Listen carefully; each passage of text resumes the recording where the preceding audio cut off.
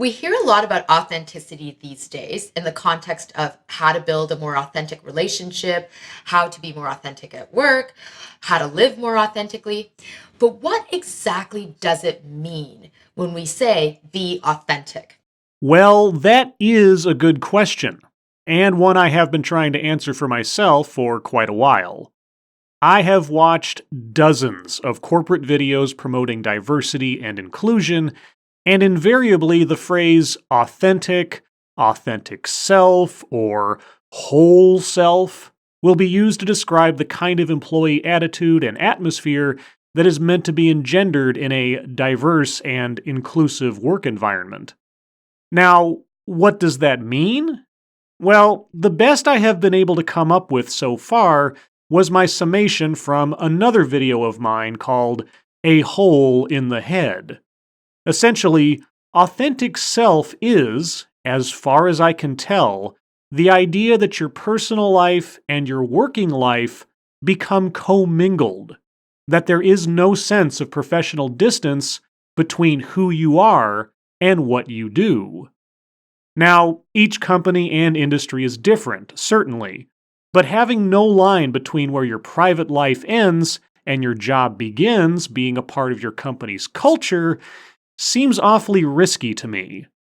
But, as I say, that has just been my interpretation of the concept of being authentic in the workplace. So, let's see what our speaker has to say. As you may know, I wrote a book called The Authenticity Principle based on my work and research in this space. Well, I guess if I read that opening card of your video, I might have a hint of that, but otherwise, no. I had no idea either who you were before finding this video or that you had written a book on the subject. But now I know. And knowing is a constant source of disappointment. And I define authenticity as the following. Authenticity is the consistent practice of choosing to know who we are, to embrace who we are, and to be who we are as much as possible. So self-discovery and self-respect?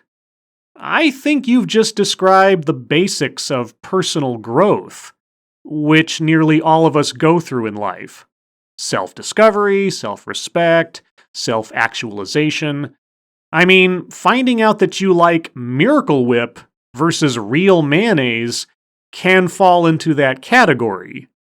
So, is that it? Let me break this down for you.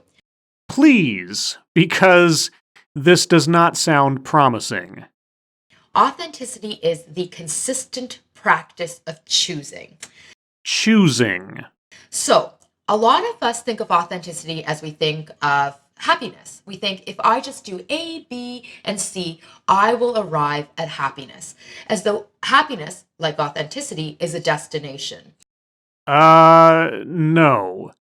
I think of authenticity, at least in the social sense, as being genuine, as being honest and sincere. And while all of those are indeed good qualities in a person, none of them necessarily involve, or will necessarily lead one to, happiness. But happiness and authenticity can be destinations of a kind. I mean, people work hard towards happiness all of the time. They don't necessarily get there, but it is a goal for them. And people work towards being more genuine and honest towards others, and especially towards oneself. So, okay, I must be missing something. Sorry. Please continue. But life isn't like that. And in fact, when you look at experiences like happiness and authenticity, what you realize is it's not a destination, it's the actual journey. Well, sure. There is no definitive endpoint of happiness. Like, once you reach it, you're done. Indeed, life does not work like that.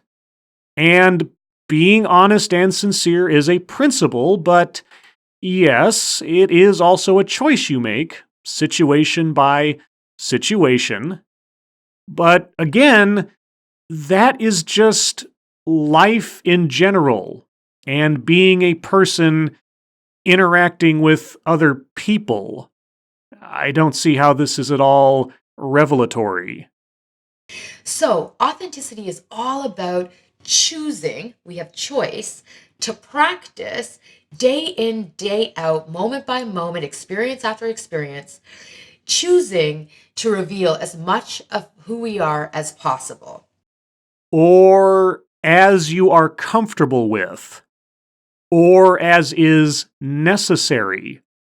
Because maybe everything about me is not everyone else's business, especially in the workplace. So, it's a consistent practice of choosing to know who we are. So, if I said to you, who is your authentic self? What would you say? I am a meat popsicle.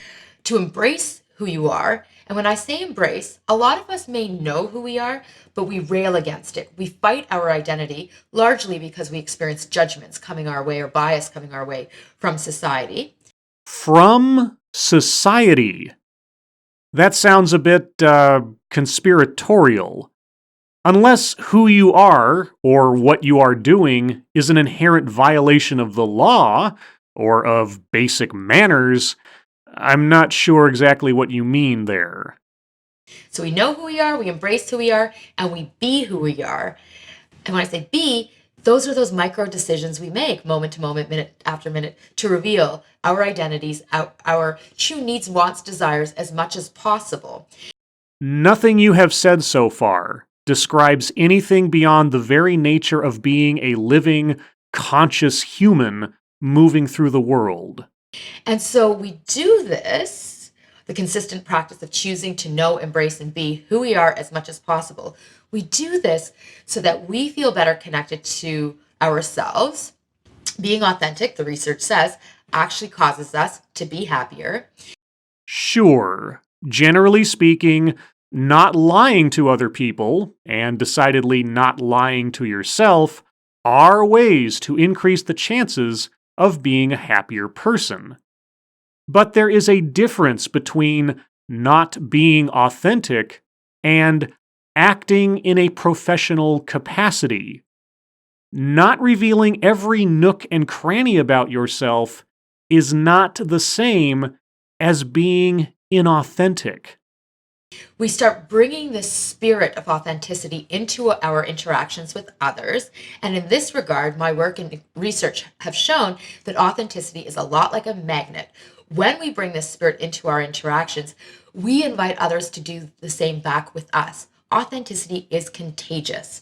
But, I hate to tell you this, people lie. How do I know the person I am talking to is being authentic or is just telling me what I want to hear? What if their authenticity is just a veneer of professionalism? What if we are all just there to do our jobs? And in doing so, inviting others to be authentic back with us, we create far more meaningful relationships. Well, maybe. Whether it's at work, whether it's with our lover, our family members, our friends, and more, we connect better with people because they get to be who they really are as well. They get to exhale. Yes, this is what I was talking about. You cannot, and in my opinion, you should not, attempt to equate the kind of dynamic you have with your lover with the dynamic you have with your coworkers. Unless you want to risk a sexual harassment lawsuit. Authenticity at work is about knowing what your job is, doing it well, showing your competence in that role, and establishing good working relationships with those around you to make your job go smoothly. Even if that means being nice to a person you don't like just to make sure they get you the information you need when you need it so that you can get your job done. Because, honestly, some people's authentic selves really suck. And of course, in doing this collectively, when we all choose to do this, we create a society that is far more inclusive, empowered, innovative, creative, and more. And the same thing is true of workplaces. Sounds very utopian. So, living in alignment with this definition of authenticity, I call the authenticity principle. It's an ideology you choose to accept to live this way as much as possible so that you can be amazing and you can thrive. The authenticity principle is an ideology. So, your book and its teachings will save the world. Got it. What do you think of my definition? I'd love to hear from you if it resonates. You'd love to hear from me that resonates? Comment below, DM me. If you're watching on YouTube, subscribe to my channel and follow my e-newsletter. Sign up for it at rithubasine.com. Thanks so much for watching. Aha! So that is the good book. But unfortunately, our speaker really didn't clarify anything. Because while being upfront about who you are is, indeed, a series of choices throughout your day and your life, knowing when to keep your mouth shut is also a series of choices. And I am constantly bewildered as to how any adult who has ever worked retail or in any other service or in an office capacity can keep a straight face and tell me that behaving as you would in your personal life makes any sense in a professional setting. My authentic self would have loved to tell off every lousy customer I ever encountered. But my pragmatic self got the better of me, and consequently, I remained employed. So when authors and experts like our speaker effectively preach the gospel of exercising professional distance from the world, I really have to wonder if they have ever really worked for a living. Or perhaps they have just made a career for themselves of telling people what they want to hear. And you know, that is a choice you make every day. As always, thank you for watching.